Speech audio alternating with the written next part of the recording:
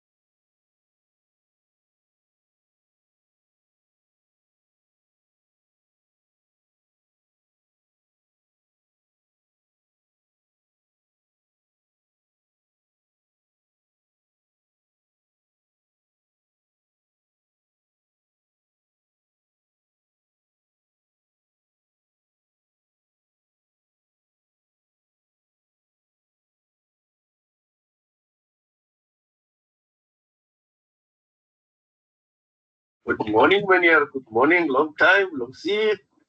Uh, Manier, I'm looking for the headlight torch.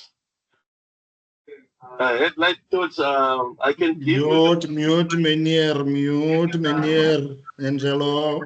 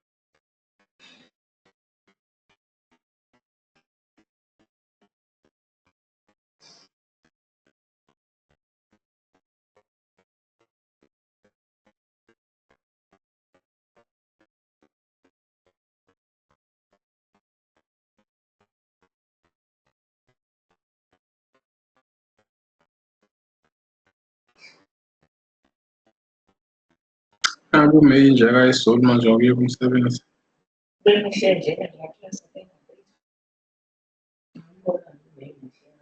Oh, Everybody, please do us a favor and mute your microphones.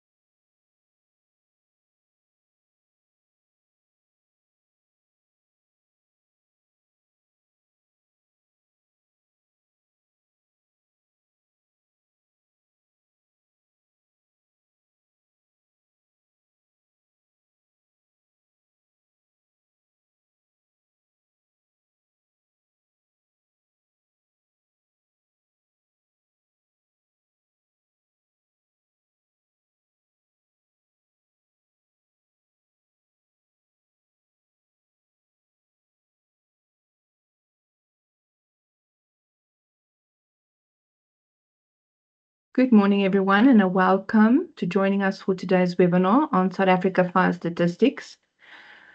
At the Fire Protection Association of Southern Africa, we work closely with local authority fire brigades across the country to collect and process relevant fire incident data. This collaborative effort enables us to compile comprehensive national fire loss statistics on an annual basis, which we proudly publish in our Fire Protection magazine and make available to all. It's now my pleasure to introduce our speaker, Marius Atterbury. Marius began his career in 1985 with the Boksburg Fire Department, where he served for 25 years in various roles, including operations, training, public information, education and relations, and fire safety. His journey continued as the department evolved into Ekurhuleni Emergency Services. In 2011, Marius joined Eskom as the functional leader for fire risk and emergency management, where he played a key role in advancing fire risk strategies at a national level. Since January 24, Marius has been serving as the CEO of FPA, bringing his decades of experience and leadership to the forefront of fire protection and safety in South Africa. We're honored to have him with us today to share his insight. Let's get started. Marius, I'm handing over to you. Thank you very much, Christine. And from my side also, a warm welcome to everybody that has joined us today. I'm going to ask Barbara, who's busy driving all our presentations, to swap the screen over to my presentation. Can I perhaps in the meantime get a few thumbs ups just to indicate that you are actually seeing our screen and hearing our voices? Thank you very much. And I see one or two people have found the hands up as well. So thanks all for that indication.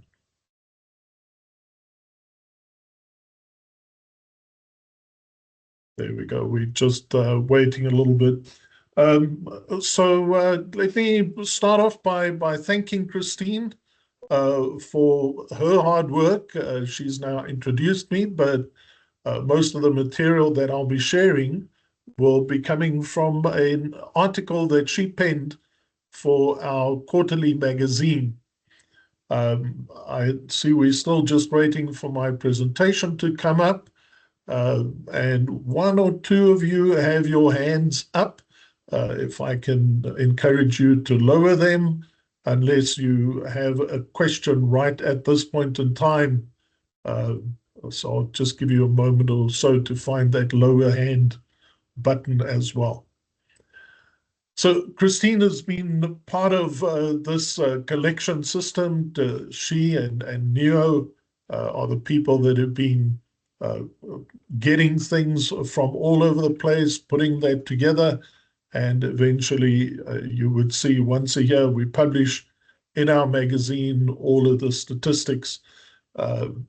I'm going to carry on just chatting while I hope that Barbara is busy winning with the flighting the presentation from her side. So Barbara, give me an indication. There we go. I see the screen is busy changing. Excellent. Thank you very much. Great stuff. So yeah, there's a bit of an intro. And we can go to the next slide, please, Barbara. Thanks for all those confirmations. So what we're going to have a look at a little bit today is really, in a nutshell, why fire incident statistics are so very important. We've broken it down into a couple of headings. I'm not going to read through all of that, but we're going to journey through the importance, have a bit of a look at the history, and also try and imagine a future that we will see this look a whole lot different and hopefully better. Next slide, please. As it's changing, we are recording the session, and hopefully it will be available on our YouTube channel if you ever want to go back to it. Next slide, please. Why would we want to have it? What's the advantage of having fire statistics? Well, it's got to do with understanding what has happened. And this is not only true in the fire arena. You can go and have a look at people doing market research. They like to have statistics on what sold, what didn't sell, in which areas certain things sold and which areas certain things didn't sell. And then they wouldn't put up a shop that sells that in an area where the market statistics indicated that it didn't work. So next time you see some fancy new product on a shelf, guess the brand of this or guess the taste of this, know that they're busy checking statistics on whether that is a worthwhile product to sell. Now, we're in a bit of a different business in terms of having to respond to emergencies and fires. When we have appropriate statistics, we will be able to see what patterns are out there. We'd be able to understand what caused the fire in the first case, and we'll expand on what am I going to do with that. And all of that understanding helps that I can prepare better. Not only prepare better in terms of the response side of things. You'll most probably hear me today refer to the white paper on fire services every now and then.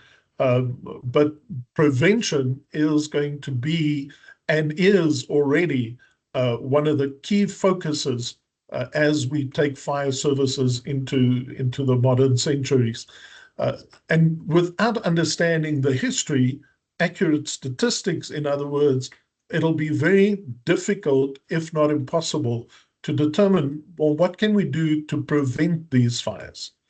And very definitely, having proper statistics is also an indication of what do I need to respond effectively? What kind of vehicles might I need?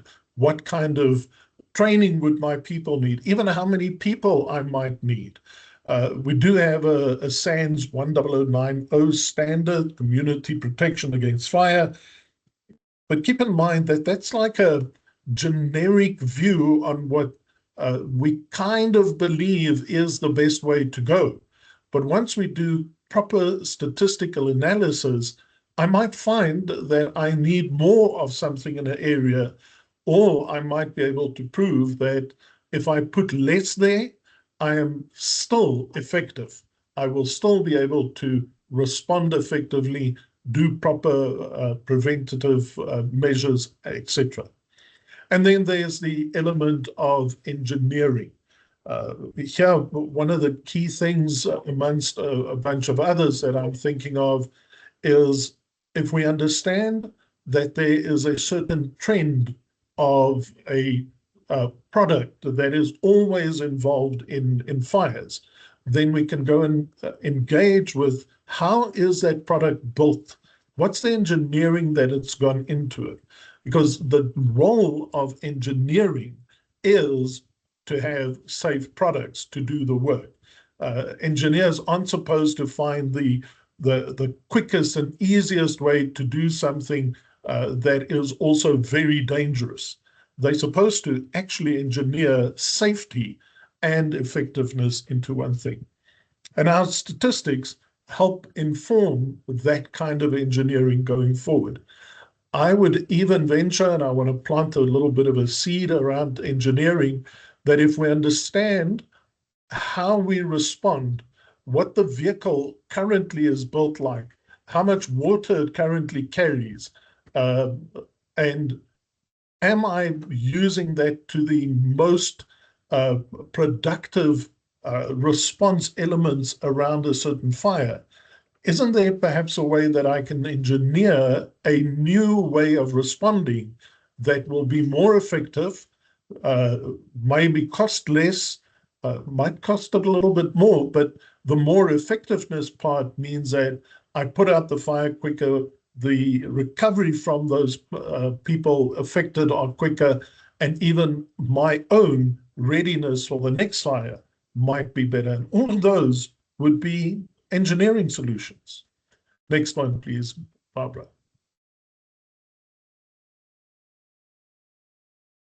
As we look at our statistics, one of the statistics that we do collect is around fire deaths.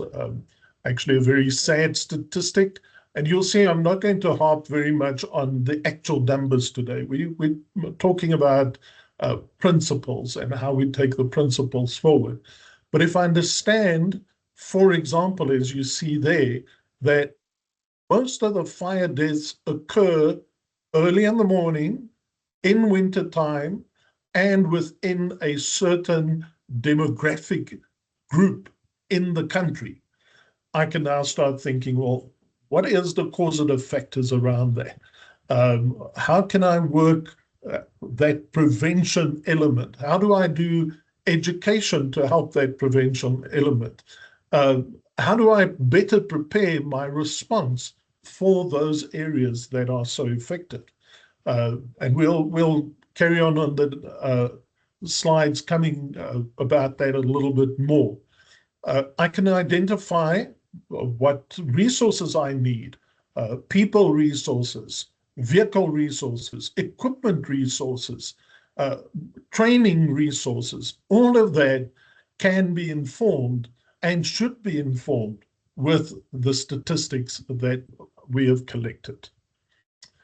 We'll be able to then take those resources, and the picture to the right is like a nearly 25-year-old picture, and you'll be able to identify that part of that is KZN with some of their fire stations at the time. I'm quite sure that the picture is different now, but I was fortunate enough to have been shared this picture just before the 2010 World Cup. So a little bit of an older picture. But there they have an indication with the work that they've done, not necessarily from response statistics, but from expected hazard areas where the various fire stations are.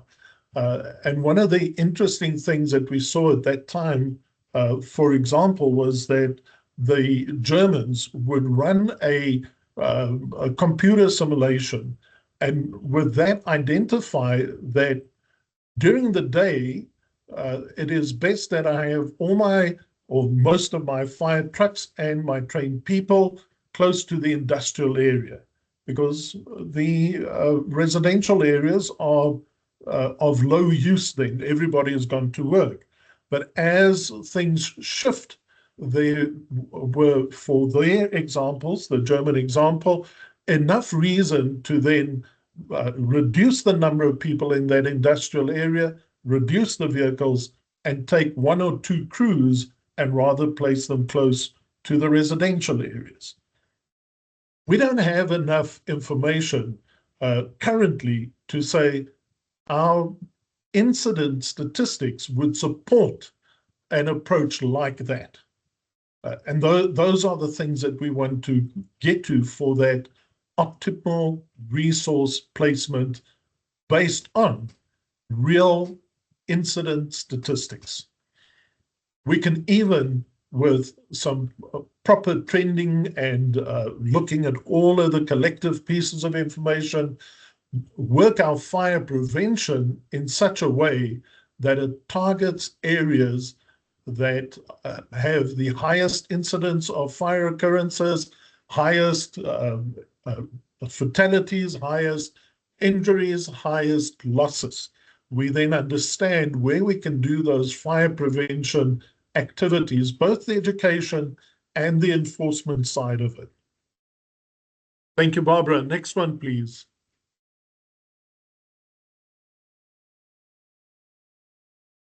Expanding a little bit on the fire deaths. If we can understand that we have certain trends. Barbara, please go back to that slide. Thank you. If we understand that we've got certain trends around fire deaths with proper statistical information, then we can effectively prepare for that and plan for that and put some measures in place to stop that from happening. And we'll unfortunately, I'm a realist in terms of this, unfortunately, we'll never be able to totally eradicate fire deaths. In the most developed countries, they have not been able to eradicate fire deaths, but our per capita fire death in this country is extraordinarily high.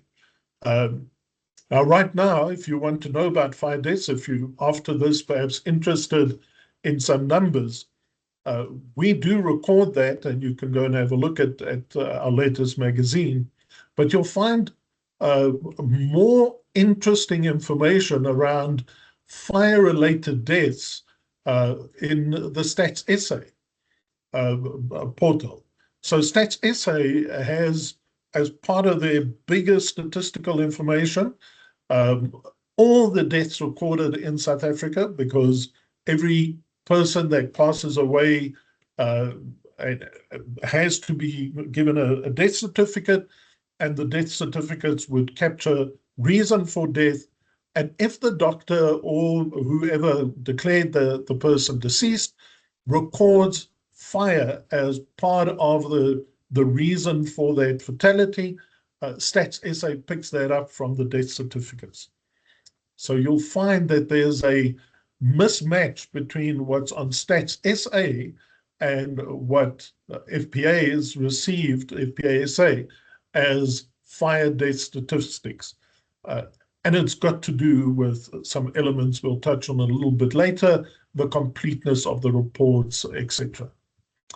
And that last point is really, it goes beyond just the fire deaths, but anything where we want to improve, less fire deaths, less fire-related injuries, less fire-related losses, etc., is dependent on good, accurate, quick data that comes through. Next slide, please, Barbara. So what are some of our challenges, and what might we be able to do about it? Next slide, please.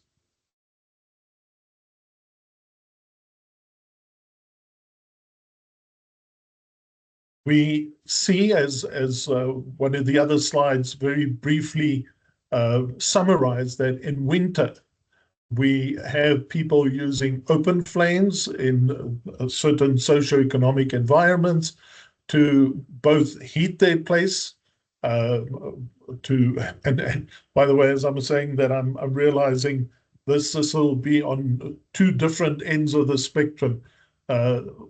People that are very affluent will most probably have open flames because they can afford to have a built-in fireplace in their house.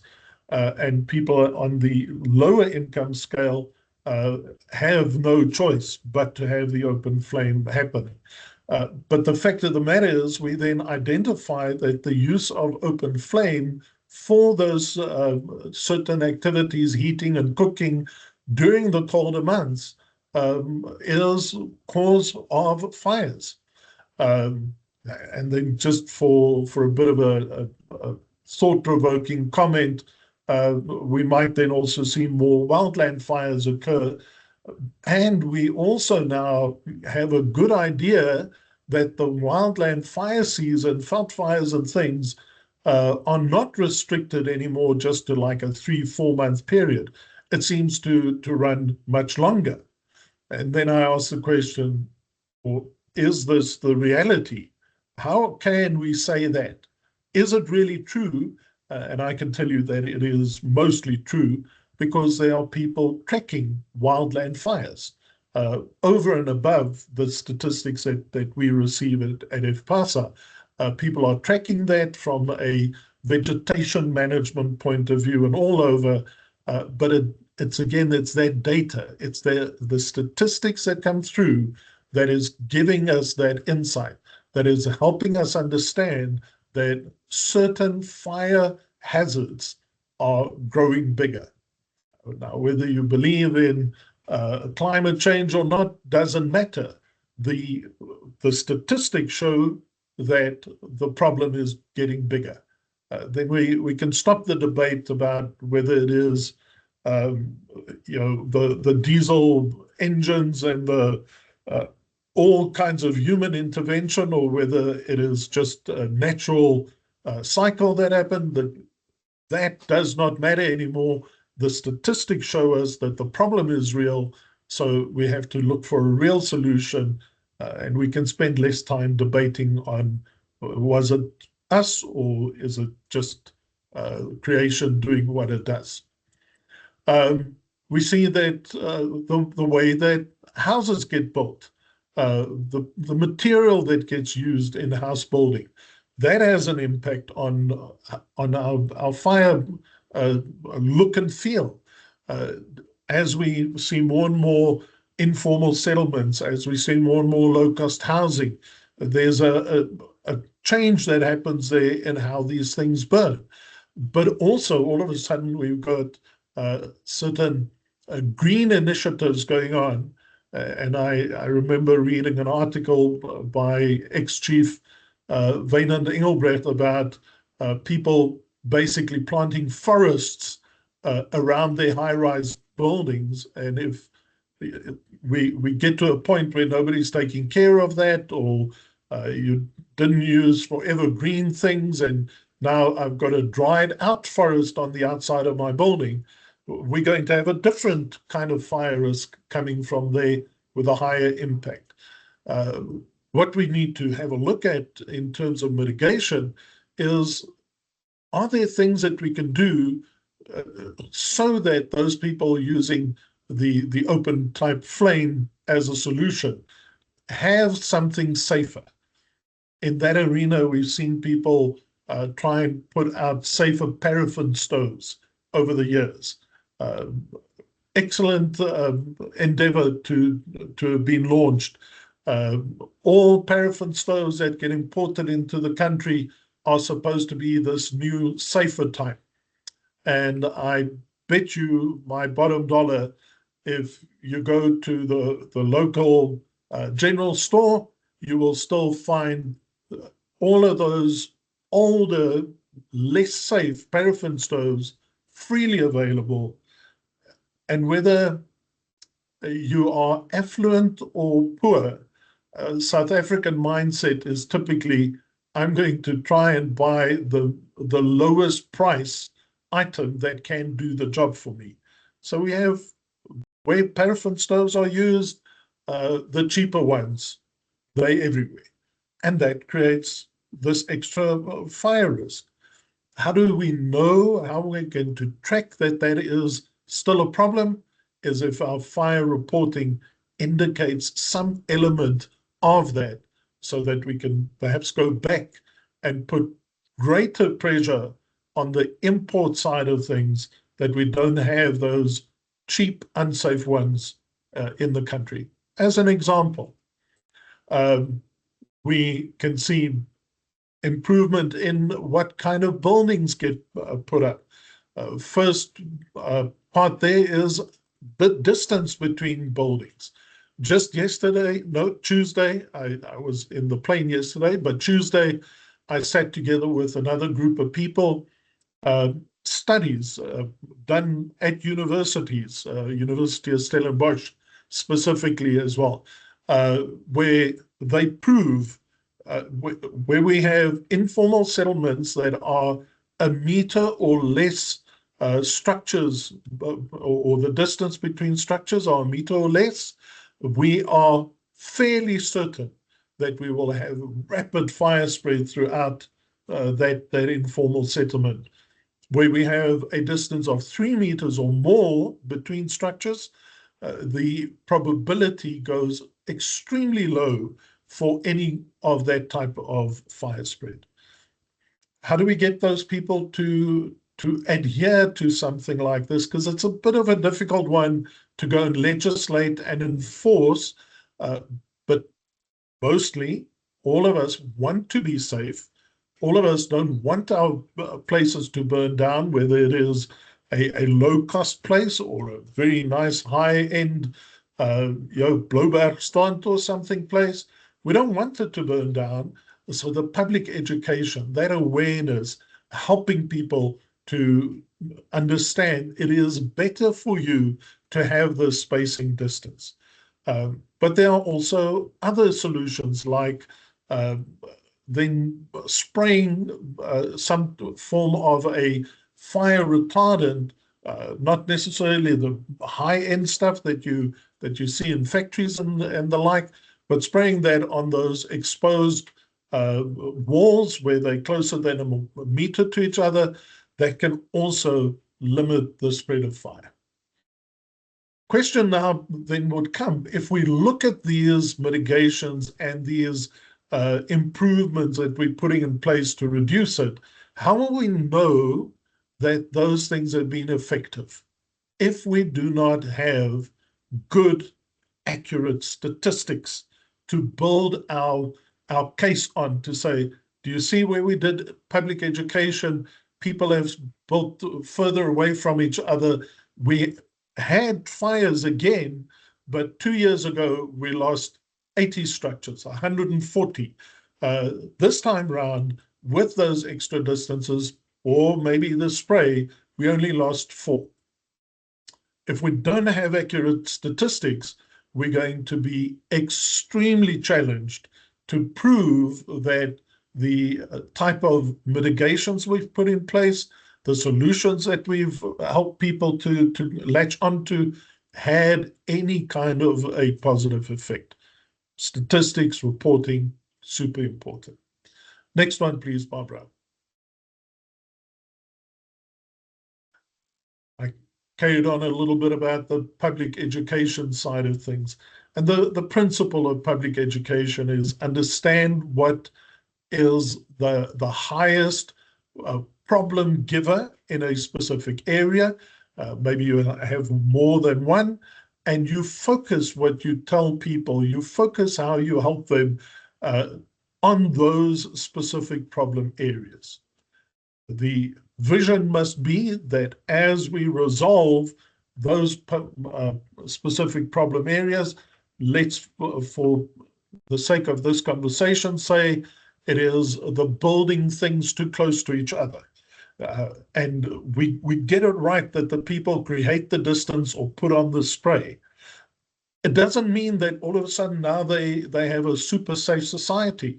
It means we can now look at the next thing that's in line, which might be how they make their fires, that they can make their fires in a safer way, because they still don't have another solution other than open flames.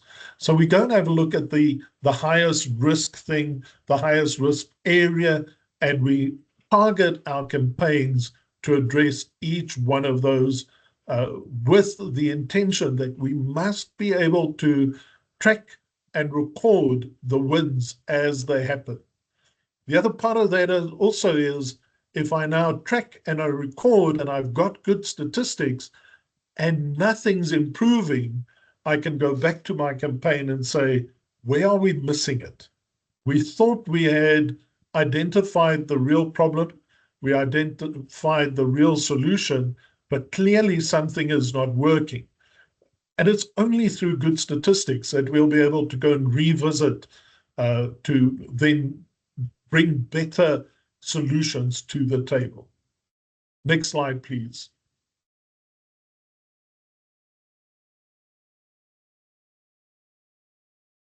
So I've said this quite a few times, the importance of good statistics.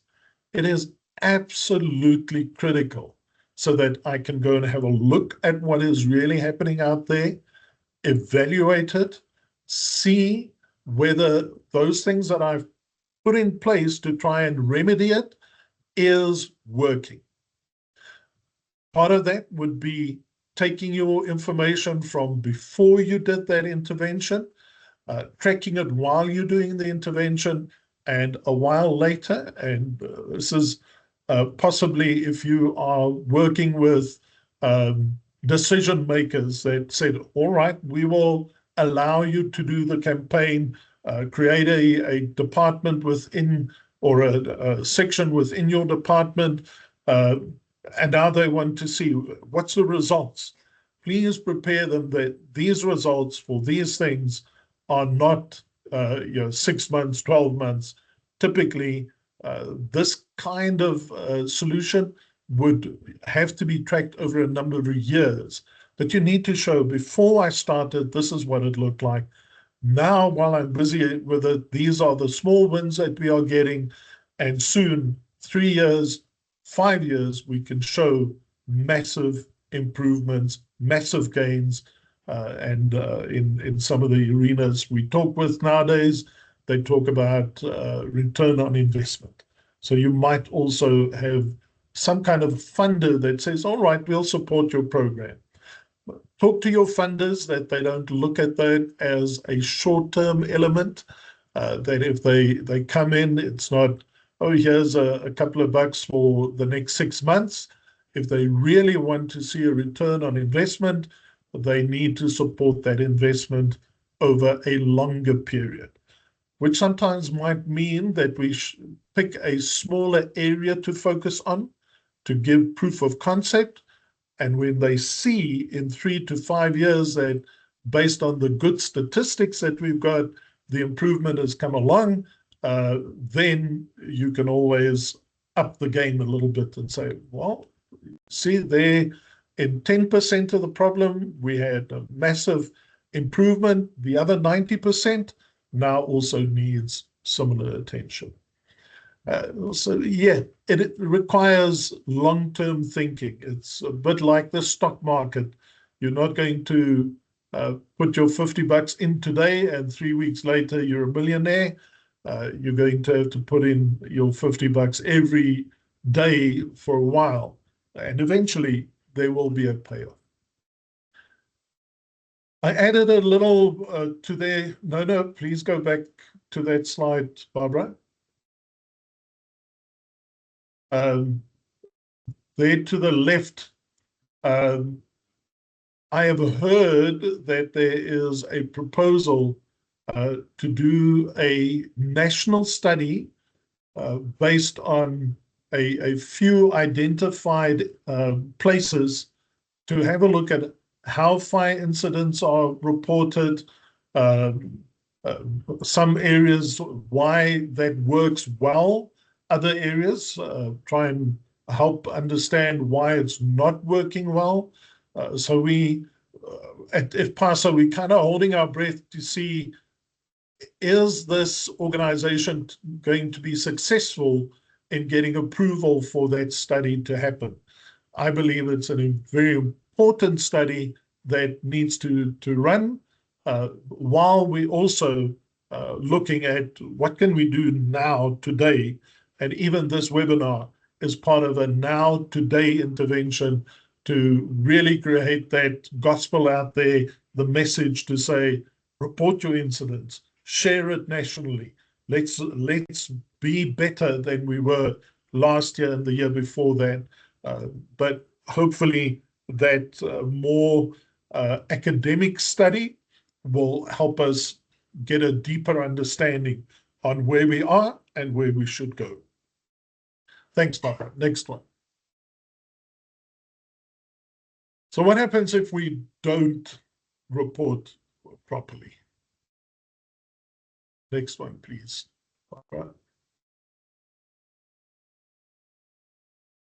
If our statistics are not complete, we would have enormous gaps in insight. We would not fully understand what is busy happening around us. And that gap of insight would mean that I'm not as well prepared for those responses that are needed. And when I say responses here, I mean responding in that proactive manner with education engineering, but also responding in the reactive manner, having the right vehicles, having the right equipment, having the appropriate number of people, having the right training for the hazard that I have to go and face. That right training element is quite important for me. If you think of areas, let me put it this way.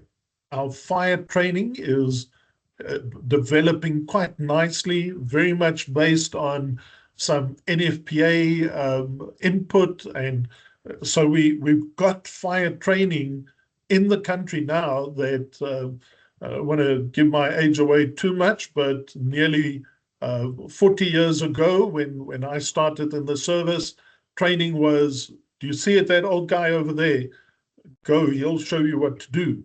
Today, we have well-developed training, and that gives you a basis to work from. But where you then eventually become a responder, you would need to build on that to say, well, okay, Marius, I joined Boksburg Fire Department. I'm going to ignore marine firefighting. Boksburg Lake isn't big enough to have marine vessels on it. So let's focus, Marius, on getting training in terms of structural firefighting. We've got quite a few large industry, high-risk industry. So we'd better do some petrochemical training on top of the baseline firefighter training. So that's part of the training thought that needs to go in based on what type of fires did we have over the last 5 years, instead of just keeping to that baseline. I also believe in the absence of good statistics that is not in the public view, the public wouldn't know what we're busy with. They wouldn't know how many times our vehicles roll on what type of incidents. And the South African budget system, especially for fire response at this point in time, while we're waiting for funding models to be sorted out and the like, our funding system is based in a great deal on what the public says they need. Oh, we need to be safer at home, so please give us more policemen. And then you see more policemen, more municipal policemen, more traffic officials, because that is their immediate need. Think about it. National crime statistics get published. We do not have a similar national fire statistics other than the FPASA magazine, which doesn't necessarily go to every member of the public like the national crime statistics. But over and above the public being informed, we need our decision makers to be informed. So even with slightly less than good participation, use the FPASA statistics to go to those decision makers. Let's improve that and have your own local statistics at hand. In that way, decision makers will have a tough time to say, no budget for you, because there would be good statistical grounds on which to motivate. And I understand sometimes a lot of you have that, and the no still comes through. Kind of the only sense of peace that I can offer is to say our job is to put the problem in front of the decision makers. If the popo hits the fan one day, you can say, I have shown, I have submitted the need for intervention here. But hopefully our funding models and the like will take a turn for the better over the next few years. If you did not pick up on it, I don't think there must be a firefighter right through to a fire chief in the country that don't know about this, but the Fire Brigade Board had been re-established and launched. So we are very excited about a new era that we're moving into. Also, if I don't have good statistics, it means that what I actually need to respond to all of those problems, and again, keep in mind, when I now talk response, I'm talking about the proactive response, education, engineering, enforcement, and the reactive response, fire truck on the road with people. Without it, I'm not going to be able to do that effectively. And by tracking and trending on all of the interventions and how busy we were, man hours afforded to it, etc., that would just not be possible. Before we move on, I think you heard that I spent a little bit of time in Eskom. If you think about Eskom as a small example of the big country that we're in, every fire station at every power station collected information about any fires or emergencies that they attended to on that fire station. But we identified that the collecting of that information at the corporate head office was not very effective. I can tell you today, with the new guard that took over at Eskom, they have monthly reporting on all of the incidents. And because the decision makers in the company can see how busy the responders are at the fire station level, in the power stations, there's been a marked increase in investing in better fire prevention and better fire response. So on a small scale, I can promise you, if we do this right, there's been examples of improvement. So let's watch the space going forward for the country. Thanks, Barbara. Just a little bit of a quick history look. I'm aware of the time. I do want to leave a few minutes for conversation at the end. So on the history side, I'm going to try and run through that a little bit quicker. So we've been playing this role of collecting the data, basically for the entire existence of FPASA. We are in collaboration with the different fire stations, fire chiefs. We also build relationship with the National Disaster Management Center. There's a written agreement that the statistics we receive, we share with them. And we have also rolled the same kind of agreement out to many of the provincial disaster management centers. So all of that does exist. Do keep in mind that FPASA is also connected to the insurers. We don't hide that, but we're not the representative of the insurer. Just as we are not necessarily the representative of fire services. Our goal is to collaboratively look at everything together. And one of those common points is how many fires did we have where and why did we have them? So that collaboratively we can work towards all of the advantages, eliminating all of the negatives that I touched on in all of the previous slides. Next slide, please, Barbara. It's a little bit more of the history. And now I have to declare something. I asked AI to help me with the pictures and things. And I thought this was fantastic. When the heading says history, they gave us a picture of real old style fire truck with old style helmets and things over there. So my thanks to AI for that nice link.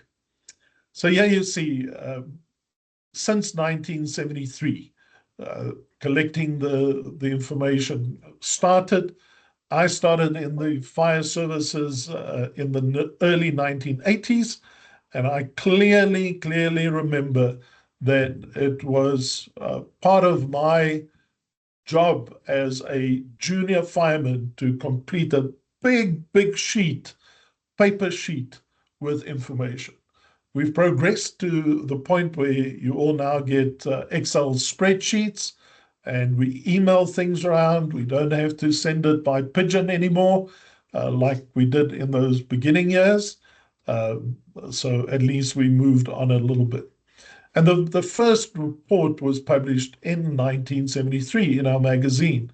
And some of the early bits of information was that 32 fire stations provided information about their losses. Those of you that know would know that the losses were over a certain value. So there were losses under that value, but didn't get reported in the magazine, which I personally believe we need to revisit that. If we can modernize the thing, even if I have a 500 Rand loss, if we got 100,000 500 Rand losses, they actually add up. But the very first, there at the beginning, we saw 32 brigades reported. The loss at that time was 13.8 odd million Rand with 88 fatalities. I actually don't think that the picture has improved much, although that looks like a small amount for the time period. It wasn't that small. Next one, please, Barbara. Have a look at some of the trends. Next one. So in 2022, we saw that the losses amounted to 4.2 billion from the reports that we had received. And you'll see there, it indicates that 36 fire services reported. We have far more than 36 fire services in the country. So if you were to do an incorrect direct calculation and say, well, how many fire services do we have? Take the 4.2 billion, divide it by the 36, times it by the 100 and something. Potentially, our fire losses are 5-6 times what you see there. But that would be too much of a linear approach, and it's bad use of data. So please don't go and try and do that. It might be that a lot of the other municipalities are in less developed areas, not your Joburgs and your other metros. A lot of those still report, and there where we have a fire, they tend to be of bigger size because the buildings are bigger and the losses are bigger. So don't do a direct extrapolation. But the fact is that 4.2 billion impact on the country is not necessarily accurate.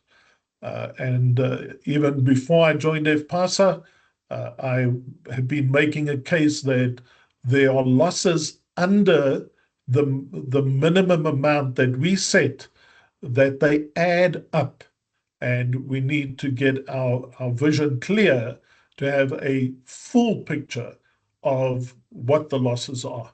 And I do believe that the future will make that possible for us to do that. In that time, we had recorded from our side 485 fire-related deaths. Remember, the previous slide spoke about 88. So if we forget about the money and we just look at the impact on lives, again, we have a tremendous growth in numbers there, which really needs to be taken seriously to say, let's get behind understanding what this is all about. The last little bit of information, and one of the slides coming will also show that we seem to have a reduction in the number of fires from the one year to the next year. And the question is why? Hopefully I'll address that why in one of the future slides. Next slide, please, Barbara. Yeah, and here it is. Prior to 2022, in 2021, we had 48 fire services sending their reports through to FPASA, down to 36. Then it's not a wonder that the 22 statistics looks like a reduction. It is not an actual reduction. It's a reduction in reporting, not a reduction in incidents, which then brings about that the information, if somebody now picks up the FPASA magazine and they don't make the trouble to read that little piece that this is from only 36 departments, they'll think, fantastic, the fire services are getting a handle on this. We were right not to want more fire departments, more fire stations, more firefighters. The guys that are there now and the ladies are doing a fantastic job. They reduced the fires. And we know that's not true. So there's a cost to pay for not having reported in the public eye. And we absolutely have to improve on that. Next slide, please, Barbara.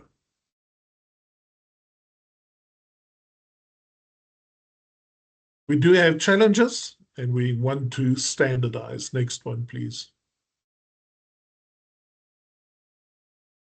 One of the big challenges that we're facing is that the report form that gets sent out has a field that asks for the cause of the fire.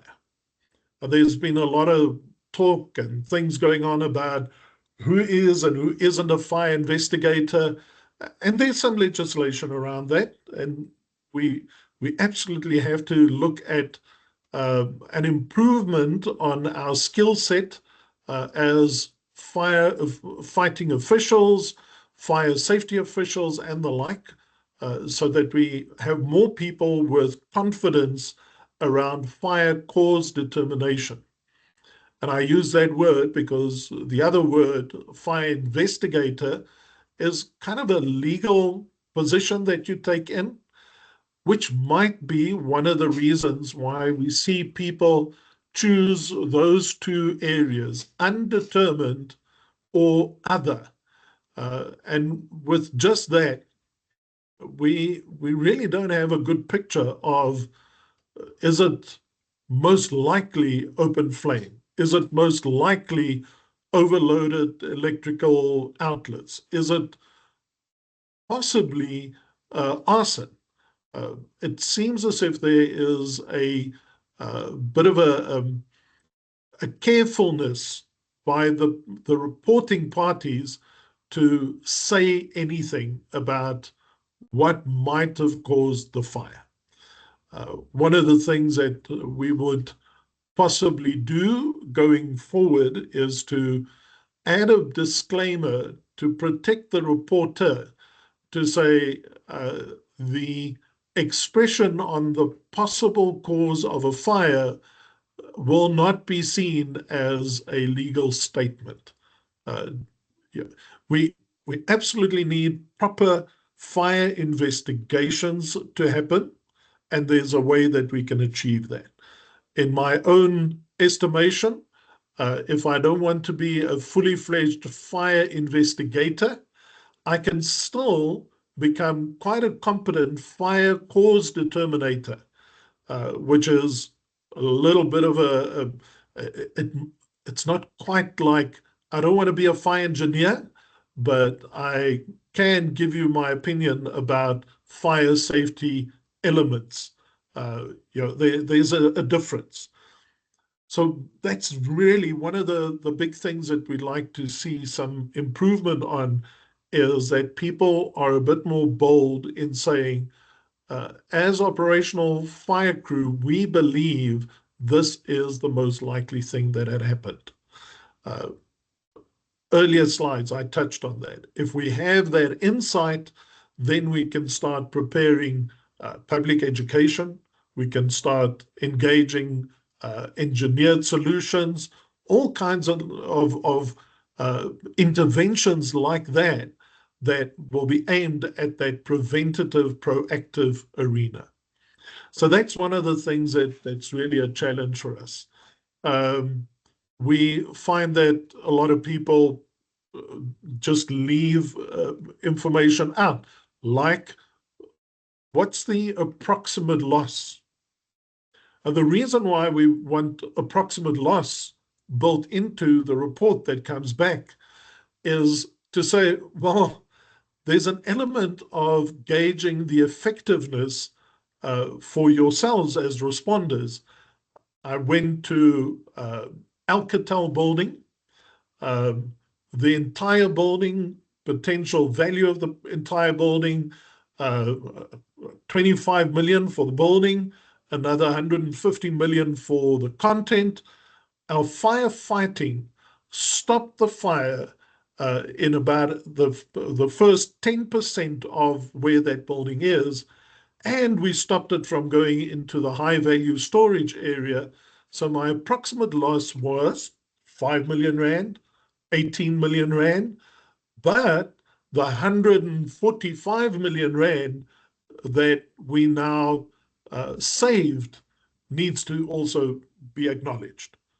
And there's another piece of statistics that when I talk to decision makers, I can show them, look, you've invested in us doing these things. This is the type of return that I'm giving you. Fire did happen. There was losses, but because of the way that we were prepared, equipment, people, training, and other resources, we were able to minimize the loss. So the value of the potential or the loss at a fire is an important part of the reporting that you currently see. And we really want to encourage people to build that in. And in all of this, having a standard approach becomes quite important. We hope that through the use of software going forward and the like, that standardization will become easier and easier.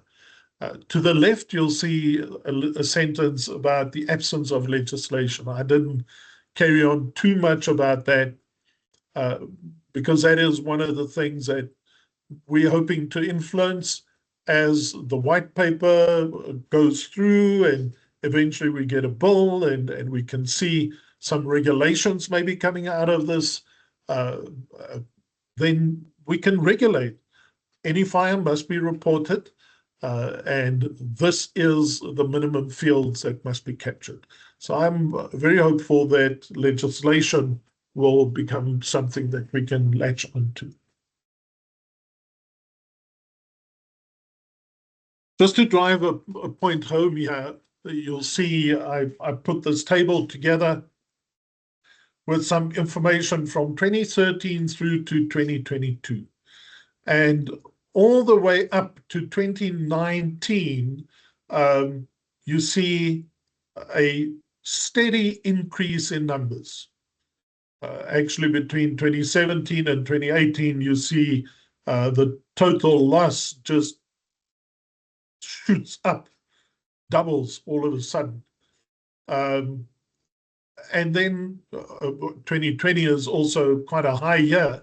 But from there, we see a reduction. In comparison, your gross national income has also seen up trend, takes a dip in 2020. I believe that dip is COVID related. Very interesting that the similar time period, the fire losses shot up heavily. Makes you ask the question, did people use fire insurance to survive the lack of COVID income because of COVID? A bit of a question to ask there. But the picture that I'm trying to show is we were on a good track. And all of a sudden, after that COVID type period, we seem to have, other than for the population, we seem to have a reduction creeping in. And we'd like to turn the tide and see an improvement coming in the reporting. Hopefully, we can show a continued reduction in losses, a continued reduction in numbers of fires. But that must be because our interventions are good, not because our reporting is bad. Next one, please, Barbara. So where are we going? What are we going to try and do about this? Next one. Yeah, so again, this time I'm not too sure that I want to thank AI. The guy there at the whiteboard, I think AI was suggesting what I might look like in 20 years from now. Not too pleased about that. We have been having some very good fire safety seminars running, not only things that IFPASA have been involved with, but others. And there was specifically at a fire safety seminar that was arranged by, I believe, NDMC and participated by a lot of the fire services, a resolution that quarterly statistics must be submitted. And that is linked to our whole disaster management, i.e. understanding where fires have a disastrous effect on communities, doing disaster management by fire prevention, disaster reduction by fire reductions, and the impact of fire reductions. So fire plays quite a big role in that, and we need the statistics that was identified during that summer. And the provinces are very active participants in this, with the role that we play is a collection point where things come together. All of the different disaster management centers have direct access to us. They want some statistics about something in their area. It's an email to Neo at FPA SA or compliance at FPA SA, or even to me, Marius at FPA SA, and you say, can you give me statistics about this or that? I remember a little while ago somebody asked me, can we give them statistics about retail warehouses? And we were able to go in and have a look and said, okay, there's warehousing. We cannot necessarily tell you this is a retail warehouse or this is a other distribution warehouse, but this is what warehousing looks like. Which, by the way, also we're looking at refining some of these fields bit by bit as we go forward. Next slide, please, Barbara. In the MOU that it currently exists between IFPASA and NDMC, that access to the information is clearly outlined. We're looking at that improvement element going forward to help fire services. And our presentation disappeared there for a moment. Barbara, I hope we didn't lose you. Otherwise, we might be talking blind with people. You're still live. We can still see you. Everything fine. Okay. On my side, I can't see the presentation. Are you all able to see the presentation, in other words? Yes, Marius. All right. Okay. So I'm going to fly by wire then. Barbara, if we can go to the next slide, which says vision for real time and access. If I talk on something that's not on a slide currently, don't worry about it. Okay. Sorry about that. Good. Then the next slide. So what's our plan? What are we going to do? We still collect as we do.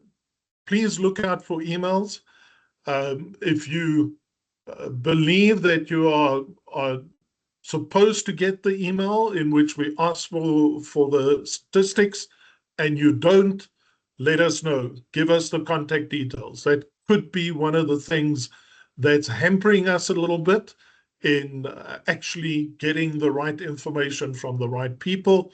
But we're also actively talking where we have engagements with the different provincial disaster management centers.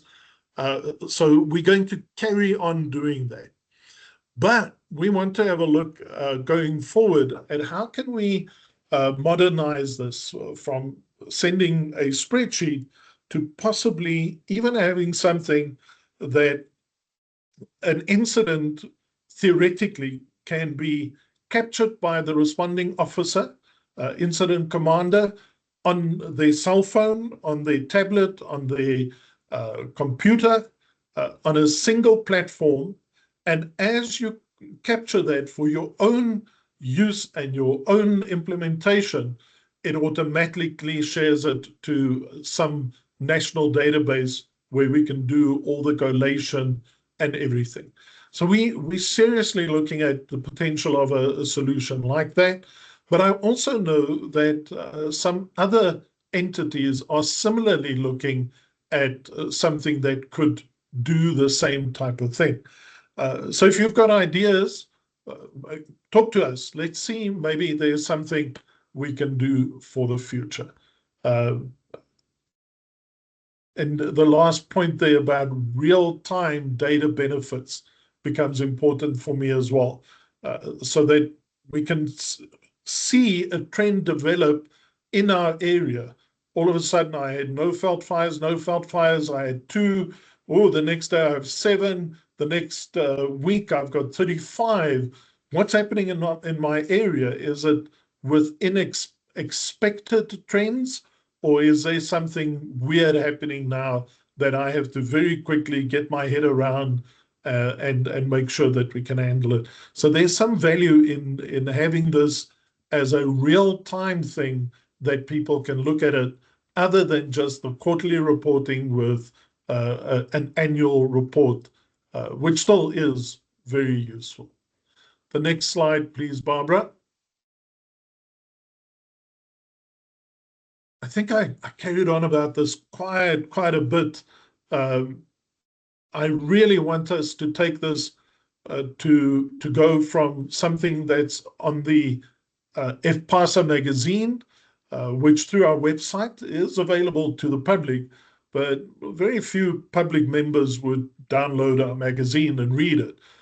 We'd like for them to do that more and more, but that we take this and we put it right in the face of number one, decision makers, but number two, the general public out there.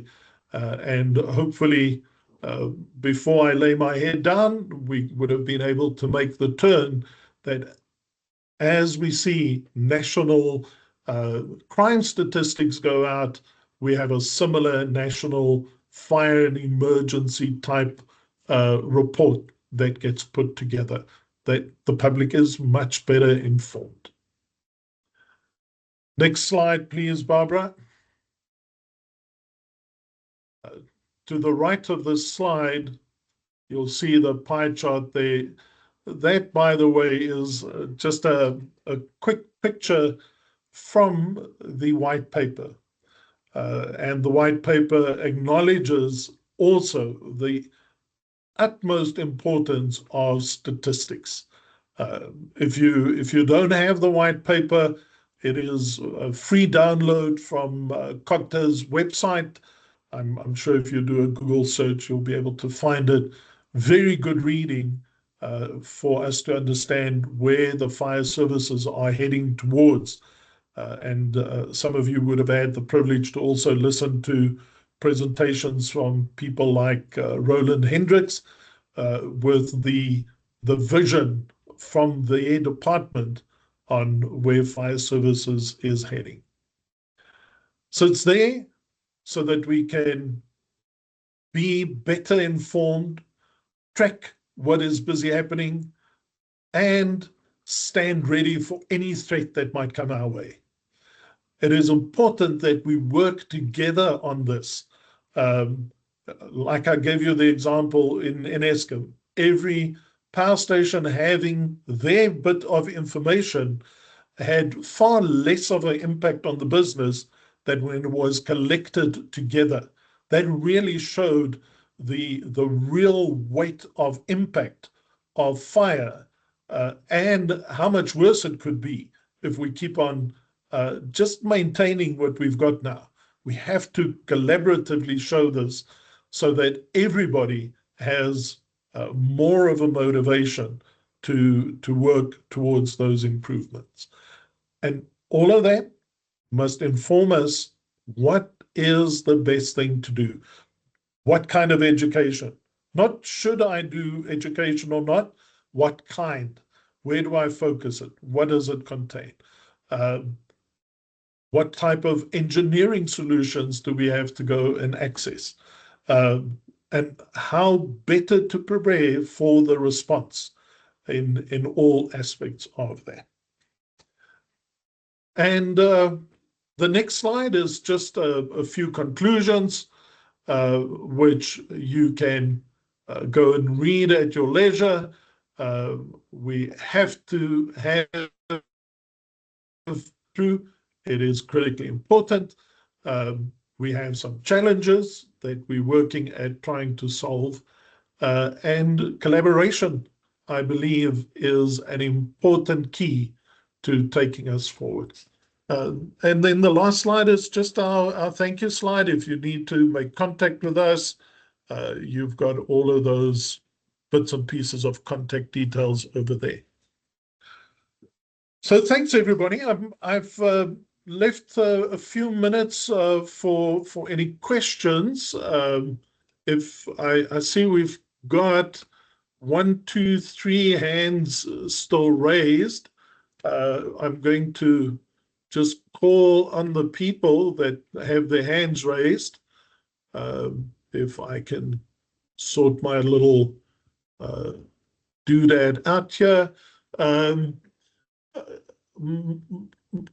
Clinton van Reenen, I see your hand is raised. Do you have a question? Apologies. I think I didn't know my hand was raised. Apologies. Not to worry. You can make up for it by asking a question, Clinton. At the moment, I don't have any questions. No worries. Thanks a lot, Clinton. Thank you so much. Michelle, I see you've got your hand up. Yeah, if I may make a couple of comments. I'm a retired consulting engineer and did a fair amount of rational fire design work, and I'm absolutely aboard at how many times I've seen rational designs not seeking to improve fire protection and fire safety, but actually to reduce it, omitting fixed fire protection systems such as sprinklers, downgrading hazards to reduce the amount of water flow that would have been required, or the water pressure at the sprinkler heads, use the incorrect sprinklers, all that to save a few bucks, which is really unconscionable. I mean, overseas, it is the other way around. Local authorities impose stricter regimes rather than what the regulations do. In South Africa, we're the other way around. We allow the so-called rational designers, many times are irrational about the way in which they do it, to actually reduce the safety of buildings by under designing fixed fire protection systems. And the other comment I'd like to make is just education. You know, education is so important. And I'd ask your audience here, how many people here realize that any bottle that contains alcohol with a greater percentage of 17% has a flash point of 35, under 35 degrees. And hence, any bottle store that contains more than 50 liters of liquids with more than 17% alcohol is actually a flammable store. So that's the point I'm trying to make. You need to educate people more and more if you want to reduce the losses from fires. Well, thank you very much for those contributions. I'm sure that the audience will be seriously contemplating that. Mr. Stoffels, Dion. Good morning, sir. Just a question. I'll latch on to the last speaker. As you know, we sometimes have more alcohol than water available in South Africa. So it'd be nice to share some of your information with this platform, perhaps. Obviously, we do get quite a few of those fires. I don't want to speak on behalf of someone, but I know there's a joke going around, and I'll say this tongue in cheek, that the last structure fire, the second last structure fire, formal structural fire, the alcohol was saved in the fire. But anyway, Yeah. my intended question is, will this information be made available? Because it's important that we also speak this high-level language with the powers that be within our municipalities, also to look at how we can improve things collectively, not just obviously us providing FPSA with stats, but our on-the-ground issues. This will also help, just giving them a high-level presentation in terms of this specific topic. Thank you. Yeah, Dion, so our webinars, I make a bit of an effort to then make the webinar itself available on our YouTube channel after this. The presentation itself, we try and put that as, I'm not that tech savvy, but we try and put that as a downloadable, as when you watch the video, you can also download this file. But what IFPASA will certainly offer is, if you'd like us to come and sit with decision makers, show them the picture, be that prophet that is not from Bethlehem itself, if you follow my analogy, we are more than happy to come and do that. We would seriously like to spread this throughout the country. So yes, it is available and it can be made available. All right, thank you very much. Thanks. Mr. Fry, Chris. Hi, Marius. Thank you for the excellent presentation. I think for Dion and others with a similar question, they can just go back to the FPASA magazine in November 2024. I've actually got that open on the other screen and looking at what you've already published and what you are saying. And it's, yeah, thank you for the good work you guys are doing all along over the years. Much appreciated. Thank you. Thank you so much. Mr. Enoch. Thank you, Chair. Good day, colleagues. No, thank you for the presentation. It's highly informative and progressive for us in the area of statistical information sharing, collection, and use. We really appreciate it. Marius, just an observation. You did mention that the CSIR risk map that you showed earlier on for our fire stations in eThekwini was like pre-2010. I agree with you. One would note now that beyond the last station that you can see there being Amanzimtoti, there is also another station that was commissioned about 3-4 years ago, further down south. And also we have the 2023 as the latest CSIR risk mapping on our social facilities. But other than that, we appreciate the presentation and it's making sense. I'm sure colleagues here are going to explore more engagement on it. Thank you. Thank you so much, Chief. Really appreciate that input. I do see I have a question from Mr. Engelbrecht about occupation classification. Slightly off topic, but happy to very briefly engage on that. And then if there's maximum 2 more people, after which our time would have run out, I'm happy to take 2 more questions after this. Mr. Engelbrecht, yeah, the interpretation of the National Building Regulations and Standards Act and the designation of occupancy classes have been an issue of discussion for many years. One of the first things that I like to tell people is that you cannot rational design an occupancy class. An occupancy class is part and parcel of the regulation. So if you are confused about what occupancy class it is, you have to go to the regulator, and I know your answer. Maybe they are not in a position to answer questions like that, but it's a legal matter. It is not a rational design matter because it's in the regulation part. If I look at your example, a warehouse that might have been a low-risk warehouse, I am not a legal expert, but the definition for a J3 occupancy is something in line of where the content of the warehouse is of such a nature, high risk, burns quickly, can explode, gives off poisonous gases. Medium risk, less so. Low risk, a J3, nearly doesn't happen. So the definition is about the content and what can happen inside. So I would venture a guess that if we take your question to legal experts, we'll get 35 answers from them, but that is not the content. But what we have to start telling people is that the installation of panels, inverters, chargers, batteries are all defined as building work.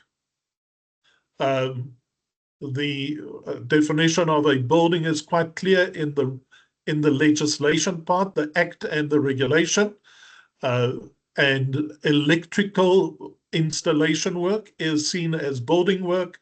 So if people want to put it on their warehouse, want to put it on their private house, they have to submit building plans. And at that point, I believe we can then engage with the extra fire risk regardless of the occupancy class. And you could possibly say, sorry, developer, owner, you have a J3, but the standard solutions for a J3 does not address the extra risk that you bring. Therefore, what's your design solution? I know I answered your question sideways. Mr. Fry, Chris, I saw your hand go up. It would help if I unmute myself. Marius, this is obviously not the topic of the day, even though it's a very topical issue. Yeah. I was fortunate to attend a presentation by a gentleman which is on the technical committee for the NFPA code. And it's nice to listen to the international guys and what they are doing with UL and FM, etc. And their guideline documents, not regulations yet, it is still very much in its infancy, but they are thinking along the lines, any building that should get solar should get a Class A thermal insulation underneath, fully non-combustible, because it is a matter of time before you do get an electrical fire in the panels, whatever the cause thereof, and whatever is below it that can propagate that fire should be stopped right there and then. So remedial action, that's a whole different kettle of fish, but we are advising all our architects on all our projects to go Class A thermal insulation with all new builds. In South Africa, we know we're going to go solar eventually, so we might as well do what's possible in this early stage, because right now it sends extra on the project, but that's the only way to mitigate that risk going forward. Yeah. Thank you for that contribution, and possibly we need to then engage again with Part T to see how we can adjust that table that we've got now. And Wynand, thank you. I see you caught me up that I just read the first 3 words and make up an answer. So statistically, part of what we are doing is a continuous, hopeful improvement on the information that we ask. So regardless of what occupancy class, we are looking at including a field that says, was it PV battery related fire? So you might say I had a warehouse fire, and then additional to that, it was also PV/battery related. So we are looking at how we can enhance those fields that the statistics will help us follow the hazard environment, and as that risk is busy emerging, that we can, all of the good things I tried to say today, we can really latch onto that. So everybody, thank you very much. I have used 5 minutes more of your time that we had booked. I really appreciate your time and your contributions, and looking forward to the next time we can interact with each other again. Thanks and goodbye. Baie dankie, Marius. Tot ziens. Thank you, Marius. Thank you. Bye. Thank you. Bye. Bye-bye. Thanks, Marius. Cheers.